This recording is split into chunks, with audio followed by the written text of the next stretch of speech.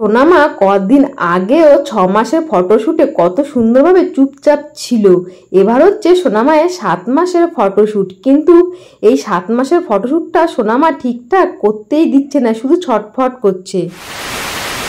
মাম্মামের 7 মাসের ফটোশুট হবে।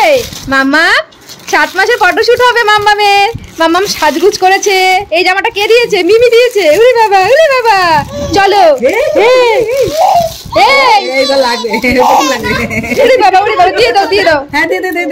মাম্মামের 7 মাসের ফটোশুট হচ্ছে আজকে।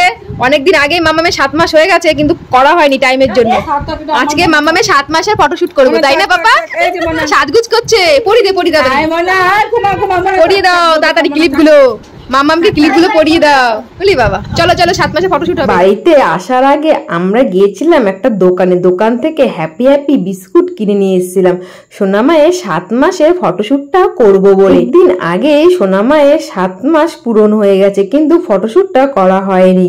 আইডিয়াই আসছিল না কি দিয়ে ফটোশুটটা করব। হঠাৎ মাথায় প্ল্যান আসলো বিস্কুট দিয়ে তো করা যায়। তাড়াতাড়ি করে দোকানে গিয়ে আমরা চলে আসলাম সানভীর মামা বাড়িতে।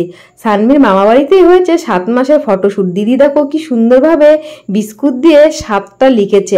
7 লেখার পর অনেক বিস্কুট বেজেছিল। দিদিকে বললাম চারপাশ দিয়ে ফুল ফুল করে দেয়। সোনামা দেখো মাঝখানটায় বসে বিস্কুট নিয়ে কি করছে, খেলা করেই যাচ্ছে। ঠিক মতো ফটো আমাদের তুলতেই দেয়নি।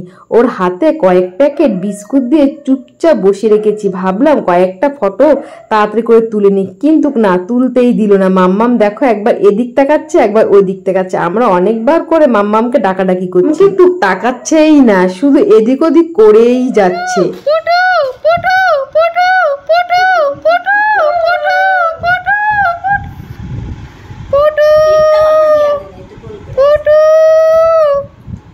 বসে থাকার পর মাম্মামকে দিলাম শুয়ে। মাম্মাম কি আর শুয়ে থাকে? এখন তো শোয়ার বয়স চলেই গেছে। এখন শুধু উঠেও চারদিকে দেখবে আর হাঁটাহাঁটি করবে। তারপর ওকে উবুর করে দিলাম, আর দেখো উবুর করেই ও বিস্কুটগুলো পুরো লন্ডভন্ড করে ফেললো। তারপর আমরা বিস্কুটগুলো গুটিয়ে নিয়েছি, আর বিস্কুটগুলোর অবস্থা পুরো খারাপ হয়ে গেছে, পুরো নরম হয়ে গেছে।